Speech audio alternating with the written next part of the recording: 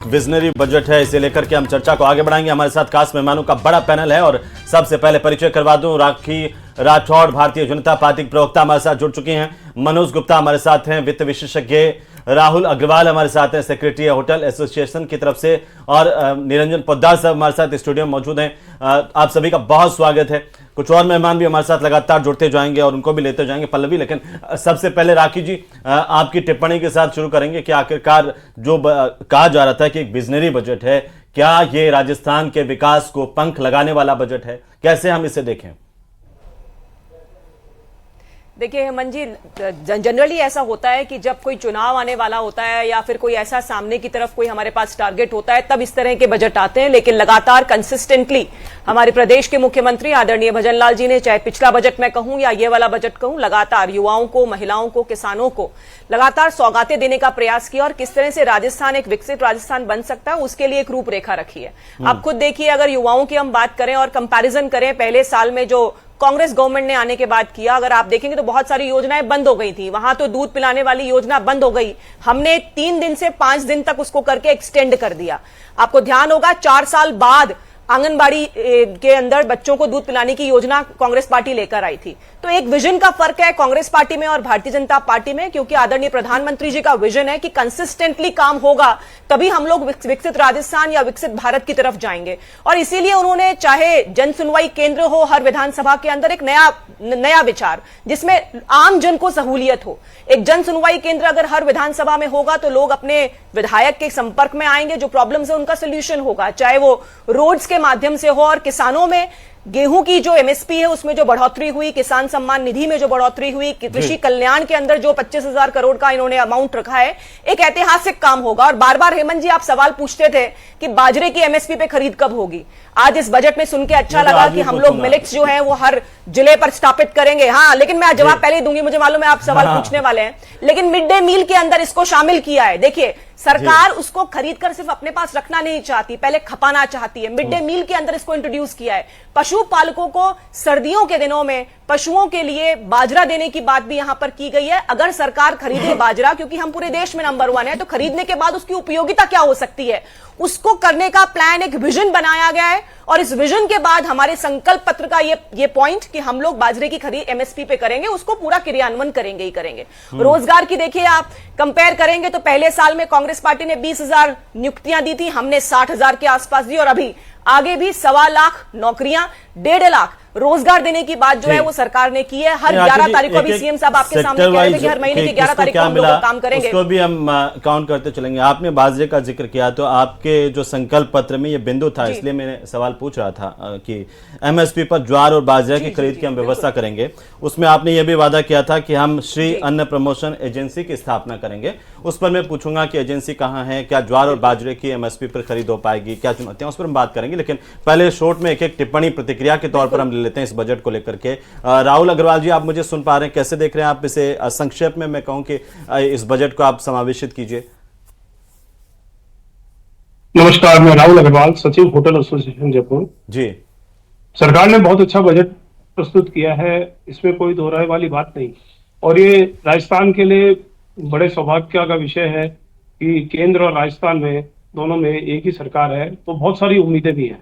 परंतु इस बारे में एक उल्लेख करना चाहूंगा कि घोषणाएं काफी सारी होती है लेकिन उसका क्रियान्वयन नहीं हो पा रहा। आज 2007 से लगातार पर्यटन नीति 2015 मिली, 20 मिली, लगातार इस विषय पे हुआ कि पर्यटन राजस्थान के लिए बहुत बड़ा क्षेत्र निकल के आया है। पर उसमें ये लिया गया था कि आवासीय स्तर पे जो होटल्स बनी हुई है उनका नियमनीकरण किया जाएगा, पर आज तारीख तक सरकार ने इसमें कोई कदम नहीं लिया और आज तारीख तक ये पेंडिंग विषय है। होटलों को जो सुविधाएं दी जाती है, पर्यटन ओवरऑल कैसे देख रहे हैं? मैं कह रहा हूं कि विस्तृत तौर पर हम अलग से इस पर बात करेंगे एक एक बिंदुवार, लेकिन ओवरऑल आप इस बजट को कैसे देख रहे हैं? नहीं, ओवरऑल काफी अच्छी घोषणाएं हैं और हम सरकार से उम्मीद करते हैं कि इनका क्रियान्वयन होए, क्योंकि बहुत सारी पॉलिसीज का क्रियान्वयन नहीं हो पाता, तो वो बड़ा। राहुल जी कह रहे हैं कि ये ओवरऑल काफी अच्छा बजट है। आप भी संक्षेप में एक एक टिप्पणी।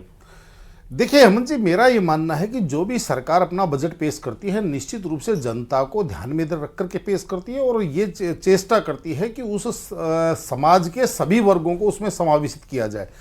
अब ये विषय थोड़ा सा इसके अंदर अध्ययन का विषय है और जिस तरीके से आज मैंने अभी तक जितना बजट सुना है या जितना बजट मैंने अभी देखा है तो निश्चित रूप से इसके अंदर समाज को समावेश करने का इसके अंदर प्रयास किया जा रहा है। लेकिन इसके अंदर जो अभी राहुल जी कह रहे थे, मैं उन्हीं की बात को थोड़ा सा और दूसरे तरीके से कहना चाहूंगा हेमंत जी।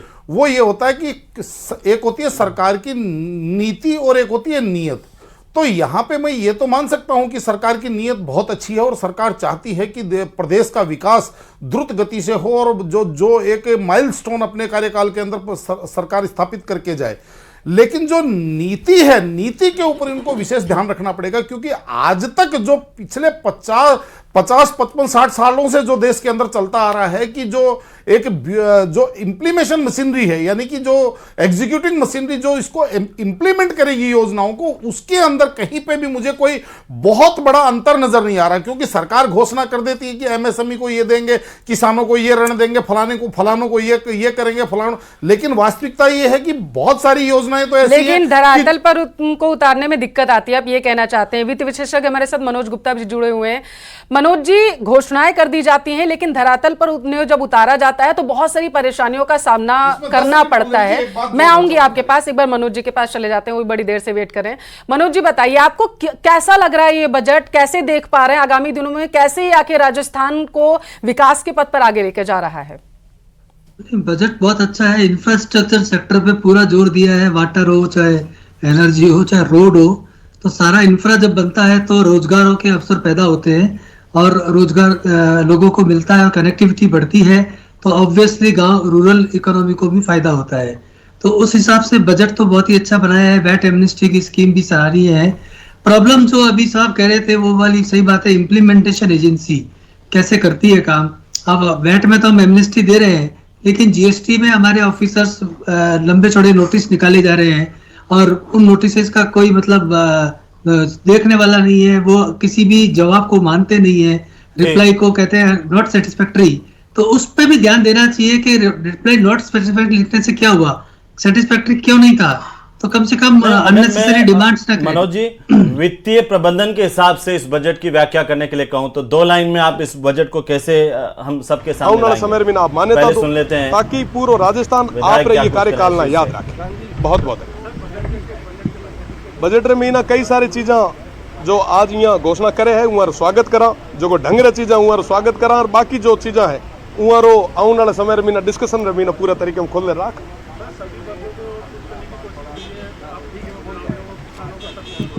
देखो साहब, 1 लाख नौकरियां जो दी है गवर्नमेंट सेक्टर में, 1.5 लाख जो प्राइवेट सेक्टर में नौकरियां दी है उहार स्वागत करा।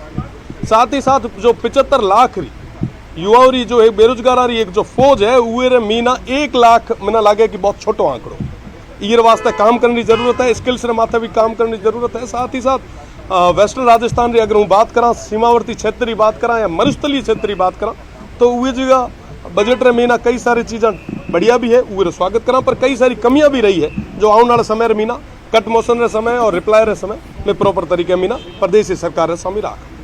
धन्यवाद। शिव विधायक की प्रतिक्रिया। मनोज जी, अपनी बात पूरी कर लीजिए। मैं पूछ रहा था कि वित्तीय प्रबंधन के हिसाब से 2 लाइन में इस बजट को आप कैसे हमें समझाएंगे? वित्तीय प्रबंधन के हिसाब से तो अच्छा बजट बनाया है। अच्छा बजट, क्योंकि जो इंफ्रास्ट्रक्चर का डेवलपमेंट होगा उससे रेवेन्यू भी बढ़ेगा प्रदेश का, जीएसटी भी मिलेगा प्रदेश को। जब व्यापारी का प्रोड्यूस बिकेगा तो जीएसटी भी आएगा और उसके हिसाब से देश की राजस्थान की इकोनॉमी भी ग्रो करेगी, तो उससे भी जीएसटी आएगा। तो वित्तीय प्रबंधन तो इधर से पैसा आएगा भी और इंफ्रास्ट्रक्चर की वजह से ही जो है डेवलपमेंट होगा, पैसा आएगा। तो इंफ्रास्ट्रक्चर पर जोर देना इस बजट की सबसे बड़ी खासियत है और वो बहुत ही अच्छी चीज है। लेकिन हाँ, जब जयपुर में जैसे बीआरटीएस खत्म करना ये अननेसेसरी हर्डल था, इसको खत्म किया गया है। लेकिन जो ट्रैफिक मैनेजमेंट के लिए जयपुर के लिए बजट दिया गया है, ट्रैफिक मैनेजमेंट आज जोधपुर की भी समस्या है, शायद उदयपुर की भी होगी। तो ऐसे बड़े शहरों में सभी जगह ट्रैफिक मैनेजमेंट के लिए कुछ बजट देकर हर के जगह ध्यान देना ट्रैफिक को चाहिए था, मैनेज करना बिल्कुल। चाहिए। निरंजन जी के पास मैं जाना चाहूंगी। पोद्दार साहब, आप कह रहे थे कि धरातल पर चीजों को उतारने में दिक्कत आती है। पिछले बजट की अगर मैं बात करूं, जो राजस्थान सरकार का पूर्ण बजट था, उसमें भामाशाह मंडी के विस्तार की बात हुई थी, अजमेर को कॉलेज देने की बात हुई थी, ऐसी बहुत सारी बातें की गई थी, लेकिन उनको धरातल पर उतारा नहीं जा सका। और आप कह भी रहे थे कि भाषण दे देना, बजट में घोषणाएं कर देना, उसके बाद धरातल पर उतारना, इसमें बहुत ज्यादा परेशानी आती है। कैसे देख रहे हैं पिछले जी पल्लवी जी, जैसे मैं अभी बोलने लगा था, देखिए एक चीज मैं आपको बताऊं, बहुत सारी योजनाएं तो ऐसी होती हैं जो सरकार ने घोषित कर दी और सरकार ने उसको पोषित भी कर दिया, लेकिन वास्तविकता यह है कि वो प्रभावित पक्ष को पता ही नहीं होती कि हमारे लिए क्या योजना है। कुछ उदाहरण कहेंगे तो मैं आपको बता भी सकता हूं। उसके अंदर जब कोई व्यक्ति किसी को बताता है और वो जब संबंधित अधिकारी के पास जाता है या संबंधित कार्यालय में जाता है, तो वो कहता नहीं नहीं हमारे यहाँ नहीं, आप तो बीकानेर जाइए, आप तो जोधपुर जाइए। अब मुझे एक बात बताइए, कोई आदमी 150 किलोमीटर दूर ये पता करने के लिए जोधपुर बीकानेर जाएगा, वो कहेगा नहीं यार चल, मेरा तो जो चल रहा है चलने दे। तो कहने का तात्पर्य ये है कि सरकार को इस चीज के लिए एक पैरेलल सिस्टम डेवलप करना पड़ेगा। अन्यथा मैं एक चीज बताना चाह रहा हूं कि जब 2014 के अंदर प्रधानमंत्री नरेंद्र मोदी जी प्रधानमंत्री बने थे, एक एग्जाम्पल के लिए बता रहा हूं, और जब उन्होंने 2014-15 का जो बजट पेश किया था, तो ऐसा लग रहा था कि बजट देख करके ऐसा लग रहा था कि अब बस देश पूरा संपन्न हो जाएगा, यहां पे कोई भूखा नहीं सोएगा, अब सारे के सारे यहां पे लखपति करोड़पति अरबपति रहेंगे। और आज 11 वर्ष के बाद में भी अगर देश के अंदर मान लीजिए कोई बहुत बड़ा बदलाव नहीं आया, तो उसके पीछे कारण क्या है? उसके पीछे ऐसा नहीं है कि सरकार प्रयास नहीं कर रही है, सरकार की नीयत ठीक नहीं है, लेकिन वास्तविकता यह है कि जैसे कोई भी योजना निकालते हैं, मुद्रा योजना निकालते हैं, अब वो सरकारी बैंकों के पास होती है। सरकारी बैंकों की स्थिति ये होती है कि जो वास्तव में जो उसका वांछित है, जो उसके लिए जो उसके लिए अपील करता है, उसको तो वो चीज मिलती नहीं, क्योंकि वो सारा का सारा जो ब्रांच अधिकारी हैं या जो एग्जीक्यूशन मशीनरी है वो उनके हाथ में होता है, और वो अपने जानने वालों को 5-5%, 8-8%, 10-10% कमीशन खा करके। इसी का कारण है कि आज जो मुद्रा योजना सरकार ने लागू की थी, उसका आप ये देख लीजिए 88% से ऊपर एनपीए हो चुका है। तो कहने का तात्पर्य यह है कि सरकार को इस तरीके की तमाम जो भी योजनाएं या तो जो भी घोषणाएं अगर सरकार करती है, तो उसके साथ सरकार को यह एक पैरेलल मैकेनिज्म, क्योंकि जिस तरीके से राजनीतिक पार्टियां वोट मांगने जाती है, और विशेषकर भारतीय जनता पार्टी की मैं बात करूंगा, तो इनके पास तो आप ये समझ लीजिए पन्ना प्रमुख तक का मैकेनिज्म है, लेकिन ये उनको इस काम में नहीं लगाते कि भाई आप हर एक व्यक्ति को जाकर के आप अपने संगठन लेवल पे, राजनीति इनका जो पार्टी का जो संगठन है उस लेवल पे जाकर के लोगों से समझाइए, लोगों को पूछिए कि भाई आपके लिए ये योजना आई है। उदाहरण के तौर पे अभी जैसे विश्वकर्मा योजना लागू की, मैंने बहुत सारे लोगों को पूछा कि भाई आपने इसका लाभ लिया, कहते जी हमें तो पता ही नहीं। और इसीलिए तो विधायक जन सुनवाई केंद्र बनाए जा रहे हैं। पोद्दार साहब, क्यों जाएंगे बीकानेर? विधायक जन सुनवाई केंद्र पर जाइए, विधायक से पूछिए क्या योजना है, क्यों नहीं फायदा मिल रहा है, इसका भी तो फायदा मिलेगा। हेमंत जी देखिए, ऐसा है, आप सब जानते हैं, हम भी जानते हैं कि विधायकों की क्या स्थिति रहती है। विधायक तो अगली बार वोट नहीं देंगे। 365 दिन के अंदर 300 दिन तो अपने क्षेत्र में होते ही नहीं है। विधायक 365 दिन के अंदर 300 दिन तो आप ये समझ लीजिए राजधानी के अंदर बैठे रहते हैं, अपने क्षेत्र में जाते हैं केवल स्वागत करवाने के लिए, फीता काटने के लिए। बाकी उनके जो प्रतिनिधि होते हैं वो कैसे काम करते हैं वो सबके सामने, उसके अंदर वोट नहीं देंगे शेखावटी वाले, विधायक को अगली बार जिताएंगे नहीं, विधायक का काम तमाम, अगला विधायक आएगा।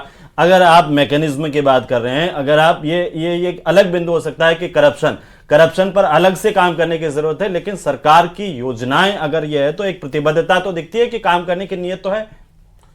मेरे से सवाल है। हाँ नहीं देखिए, मैंने आपको शुरू में ही बोला था कि सरकार की मैं नीयत पे सवाल नहीं उठा रहा, लेकिन नीयत से कुछ नहीं होता। नीयत और नीति जब दोनों सटीक दिशा में, एक ही दिशा में चलेंगी, जैसे रेल की 2 पटरियां होती है, अगर वो पैरेलल चलती है, उनके बीच में अगर गैप आ जाता है तो रेल जैसे ट्रेन डिरेल हो जाती है, उसी तरीके से नियत और नीति अगर दोनों पैरेलल, समानांतर और सटीक चलेंगी, तो ही आप ये समझ लीजिए उसके ऊपर विकास की गाड़ी दौड़ पाती है। मेरा तो ये मानना है। तो नियत और नीति सही होनी चाहिए। एक बार रेखा जी का रुख कर लेती हूं मैं, क्योंकि जरा मुझे समझाने की, राखी जी हैं बीजेपी से, राखी जी जरा मुझे समझाने की कोशिश करिएगा और राजस्थान की जनता को भी, कि केंद्र सरकार की आयुष्मान योजना के बिहाफ पे अगर मैं बात करूं, उससे जो वित्त मंत्री ने घोषणा की है कि 70 साल से ज्यादा के जो बुजुर्ग होंगे उनको फ्री में दवा दी जाएगी, ये दोनों अलग कैसे हैं? क्योंकि आयुष्मान योजना की बात करें तो उसमें भी 60 साल के ऊपर के बुजुर्गों को फ्री में तो इलाज मिल ही रहा है अस्पतालों में।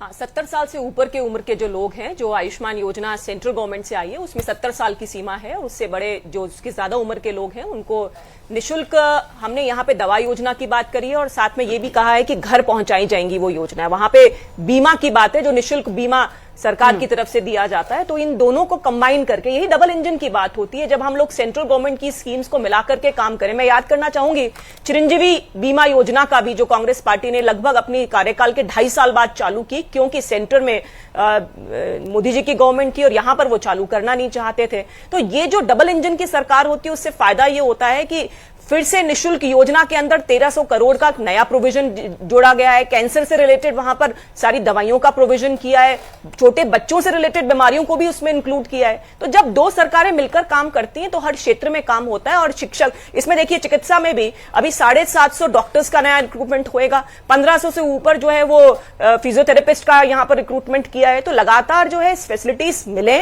लोगों तक पहुंचे और निरंतरता से काम हो सके। अभी पर्यटन की भी बात हो रही थी, तो पिछले साल ही दिसंबर में पर्यटन नीति लेकर आए, जिसमें हमने वर्ल्ड सिटी के अंदर जो सड़क की सीमा है उसे खत्म किया। वहां पर जो अपने होटल्स बने हुए हैं उनके लिए रियायत देने के लिए फायर एनओसी 1 साल नहीं 3 साल के लिए उन्होंने इंक्लूड कर दी है। तो कई तरह के प्रोविजंस आ रहे हैं। जैसे जैसे सुझाव आते हैं जो इंप्लीमेंट हो सकते हैं, उनको हाथों हाथ इंप्लीमेंट करके और बाकी का स्टडी करके लगातार लोगों को सहूलियत देने का काम किया। और मैं तो ये कहूंगी कि 3500 से ऊपर पुलिसकर्मी की जब भर्ती होगी, 500 से ऊपर पिंक टॉयलेट्स बनेंगे तो महिलाओं को भी, क्योंकि महिलाओं से रिलेटेड कोई बात करता नहीं था। आज प्रदेश में खाली है या जरूरत है? नहीं, खाली नहीं है, लेकिन हम बढ़ाएंगे। देखिए निश्चित तौर पे जिस स्थिति में हेमंत जी ये 3500 की जरूरत है राजस्थान, वहां पे किस नहीं, जरूरत तो ज्यादा है, लेकिन एक शुरुआत है। एक शुरुआत करके मैं तो ये कहूंगी कि रोजगार के लिए भी आपको 1.25 लाख से ऊपर की जरूरत थी। लेकिन मुझे बताइए कौन सी कांग्रेस गवर्नमेंट में 5 साल में किस साल में इन्होंने 1.25 लाख से ऊपर नौकरियां दे दी? कभी नहीं दी। कांग्रेस के सिर्फ प्रवक्ता झूठे आंकड़े दिखा करके काम करते हैं। हमारी मंशा है जी, हमारी मंशा है कि हम लोग काम करें और हमारे साथ काम जुड़ करके। चुके हैं। यशवर्धन जी, आपका भी बहुत स्वागत है न्यूज 18 राजस्थान पर, और वरिष्ठ पत्रकार भी हमारे साथ जुड़े हैं, उनका भी रुख करेंगे। लेकिन यशवर्धन जी, आपकी प्रतिक्रिया क्या है? क्योंकि राखी जी कह रही हैं कि देखिए समावेशी बजट है, सबको साथ लेकर के चलने वाला बजट है, एक विजनरी बजट है राजस्थान के लिए। राजस्थान के विकास की गंगा को नए आयाम इस बजट से मिलेंगे। देखिए, जो पॉलिटिकल कल्चर है उसमें भाजपा क्या है कि इंटेंट और इवेंट का मैनेजमेंट करके और अपना अचीवमेंट बताती है। काम हुआ कि नहीं हुआ वो एक अलग इशू है, लेकिन इवेंट बहुत अच्छा मैनेज करते हैं लोग, और इसकी इनकी प्रशंसा के पात्र हैं इस चीज के कि धरातल पर चाहे कुछ भी नहीं हो, लेकिन इवेंट इतना शानदार करेंगे कि लोगों को लगा पता नहीं क्या हो गया। तो मैं तो यही कहूंगा कि जो 2024 में जो इन्होंने घोषणाएं की थी उनकी क्या स्थिति, हम तो उस पर बात कर सकते हैं। अब 2025 में इन्होंने घोषणा की है, ये इवेंट बनाएंगे, इसका इवेंट बना के उसका दिखाएंगे कि साहब हम बहुत जोरदार काम कर रहे हैं। तो 2024 में जो घोषणा की उसकी हम 25 में अगर स्क्रूटनी करें तो सच्चाई पता लगे। और कांग्रेस लगातार यही कहती भी रहती है कि शायद यही वजह रही थी कि बीजेपी को मौका दिया है राजस्थान की जनता ने। एक बार वरिष्ठ पत्रकार सुभाष जी का रुख कर लेते हैं। सुभाष जी, बहुत स्वागत है आपका न्यूज 18 राजस्थान पर। वित्त मंत्री दिया कुमारी ने बजट पेश कर दिया है। एक नजर में अगर देखूं तो आपको कैसा बजट लग रहा है? कैसा प्रतीत हो रहा है आपको कि ये जो राजस्थान की बयार है इसको विकास की तरफ और लेकर के जाया जाएगा? देखिए, इसमें कोई शक नहीं है। जो मुख्यमंत्री ने अभी प्रेस ब्रीफिंग में बात की, पहले उसकी बात कर लेते हैं। हाँ। $350 की बात उन्होंने कही है, billion dollar. 350 billion US dollar की बात जो कही गई है, ये बहुत ही ऑप्टिमिस्टिक है। अभी राजस्थान का जो हिस्सा है वो 7वां हिस्सा है देश में, यदि हम आंकड़ों की बात करें, और ये करीब 210 बिलियन US डॉलर की इकोनॉमी का स्टेट है। ग्रोस प्रोडक्शन की बात करें तो सकल घरेलू उत्पाद जिसे हम कहते हैं, तो 17,10,000 करोड़ के आसपास का हमारा ये GSDP है। इसको यदि ले जाकर आप देखिए 30 लाख करोड़ की बात की जा रही है, तो ये एक बहुत बड़ा ऑप्टिमिज्म है। और इसमें कोई शक नहीं कि जिस तरह का बजट, जिसको आप वैसे तो कहें टेक्निकली तो ये फिस्कल डेफिसिट बजट है, लेकिन ये बैलेंस बजट है। बैलेंस बजट में और फिस्कल डेफिसिट वाले बजट में केवल इतना सही फर्क है कि डेफिसिट नहीं होने वाला जो बजट होता है उसको बैलेंस बजट कहते हैं। तो बैलेंस बजट यहाँ टेक्निकली इन्वर्टेड कॉमास में ये बैलेंस बजट इसलिए कहलाएगा कि इसमें सभी तबकों का, समाज के सभी वर्गों का ध्यान रखा गया है। इसमें आप देखिए कि बच्चे से नवजात शिशु से लगाकर बुजुर्ग की दवाई तक का प्रावधान की बात की गई है। जी। इंफ्रास्ट्रक्चर वापिस हम आपके पास आ रहे हैं सुभाष जी, लेकिन पहले आखिरकार उन किसानों की प्रतिक्रिया को सुन लेते हैं जिनको लेकर के बड़े दावे, बड़ी घोषणाएं इस बजट में की गई हैं।